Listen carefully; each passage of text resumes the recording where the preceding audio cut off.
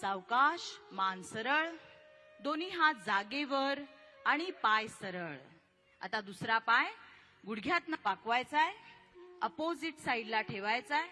श्वास घ्या आणि सावकाश श्वास सोडत कमरेतनं वळायचंय आणि मागे बघा. दीर्घ श्वसन. श्वासाकडे लक्ष द्यायचंय. कोणत्याही आसनात श्वास रोखायचा नाही. हे आसन पोटासाठी, पाठीसाठी आणि कमरेसाठी खूप चांगलं आसन आहे.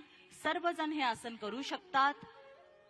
सावकाश, मान सरळ, दोन्ही हात जागेवर आणि पाय सरळ. दीर्घ श्वसन. थोडीशी विश्रांती घ्यायची आहे. पायामध्ये थोडंसं अंतर. दीर्घ श्वसन. पूर्ण लक्ष स्वतःकडे द्या, श्वासाकडे द्या. पाय थोडेसे हलवायचे. दीर्घ श्वसन करण्याचा प्रयत्न करायचा आहे.